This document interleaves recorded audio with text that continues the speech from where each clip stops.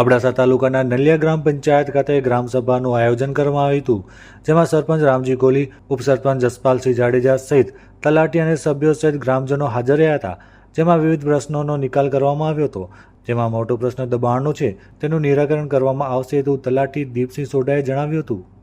આજ રોજ એટલે કે 2 ઓક્ટોબર 2024ના રોજ ખાસ ગ્રામસભાનું નલિયા જૂથ ગ્રામ પંચાયત દ્વારા આયોજન કરવામાં આવેલું હતું. તેમાં સરકારશ્રી દ્વારા ઉપલી કચેરી અને તાલુકા પંચાયત જિલ્લા ગ્રામ વિકાસ એજન્સી દ્વારા જે આવેલા પત્રો એજન્ડાનું વિગતવાઇઝ કાર્યસૂચિ મુજબ વાંચન કરવામાં આવ્યું અને ગ્રામીણ લોકો હાજર થયા તમામ નાગરિકોને એ મુદ્દાઓ પર ચર્ચા કરી અને એમને અવગત કરવામાં આવેલ અને સરપંચશ્રીના અધ્યક્ષસ્થાને આજની સભામાં ખાસ જાહેર સાફ સફાઈ અને જાહેર સ્વચ્છતા એટલે કે આપણે કહીએ તો સ્વચ્છ ભારત દિવસ ઉપર જોર મૂકી અને તમામ લોકો આમાં ગ્રામ પંચાયતને સહભાગી થઈ અને જે આપણે સ્વચ્છતા હી સેવા 2024 સ્વભાવ સ્વચ્છતા અને સંસ્કાર સ્વચ્છતા પખવાડિયા તેમજ મહાત્મા ગાંધીજીની જન્મજયંતિ જે આપણે આ ગ્રામસભાનું આયોજન કરવામાં આવ્યું હતું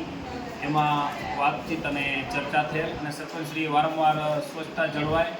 એના વિષય ઉપર ભાર મૂકેલ છે અને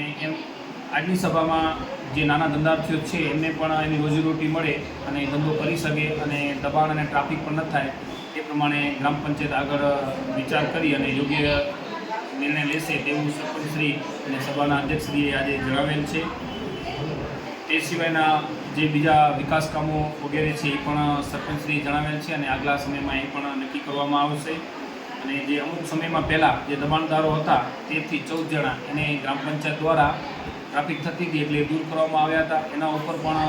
આગામી સભામાં ગ્રામ પંચાયત જે નિર્ણય લઈ અને નક્કી કરશે તે મુજબ આગળની કાર્યવાહી